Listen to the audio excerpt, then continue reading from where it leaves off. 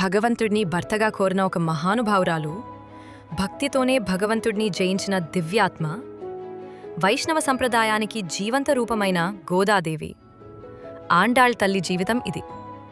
తమిళనాడులోని శ్రీ విల్లిపుత్తూరు ప్రాంతంలో విష్ణుభక్తుడైన పెరియాల్వార్ తన తులసి తోటలో ఒక దివ్య శిశువును కనుగొన్నారు. ఆ శిశువు సాధారణమైనది కాదు. ఆమె భూదేవి అవతారమని భక్తులు విశ్వసిస్తారు. ఆ శిశువుకే గోదా అని పేరు పెట్టారు. చిన్న వయసులోనే గోదాదేవి మనసంతా శ్రీమన్నారాయణుడితో నిండిపోయింది. ఆమెకు బొమ్మలు లేవు, ఆటలు లేవు. ఆమెకు ప్రపంచం మొత్తం ఒక్క విష్ణుస్వామియే. రోజూ పెరియాల్వార్ భగవంతుడికి సమర్పించేందుకు పూలమాలలు తయారు చేసేవారు.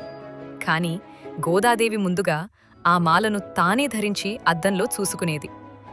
నేను భగవంతుడికి తగినదాన్నా అనే భావమే ఆమె మనసులో ఉండేది. ఈ విషయం తెలిసి తండ్రి బాధపడగా భగవంతుడు స్వప్నంలో ప్రత్యక్షమై ఇలా చెప్పాడు: గోదా ధరించిన మాలలే నాకు అత్యంత ప్రియమైనవి. అప్పటినుంచి ఆ మాలలను ఆండాళ్ మాలలుగా పూజించసాగారు. మార్గళిమాసం, ధనుర్మాసం, ఈ పవిత్ర మాసంలో గోదాదేవి తన భక్తిభావంతో 30 పాసురాలను ఆలపించింది. అవే తిరుప్పావై.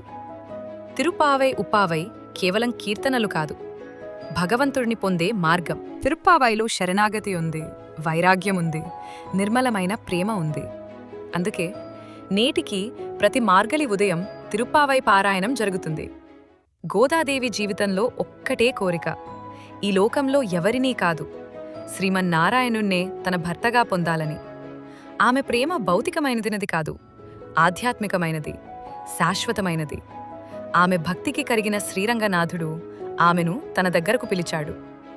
శ్రీరంగం చేరుకున్న గోదాదేవి ఆలయంలో ప్రవేశించగానే భగవంతుడిలో లీనమైంది. ఆమెకు మరణం లేదు, ఆమెకు విడిపోవటం లేదు. భక్తి రూపంలో భగవంతుడిలో కలిసిపోయింది. నేటికీ గోదాదేవి మనకు చెబుతుంది: నిజమైన ప్రేమ ఉంటే భగవంతుడిని కూడా పొందవచ్చు. నిజమైన భక్తి ఉంటే జీవితమే ధన్యమవుతుంది. ఆండాళ్ తల్లి కృప మనందరిపై ఉండాలి. తిరుప్పావై పఠనం మన జీవితాలకు వెలుగు నింపాలి.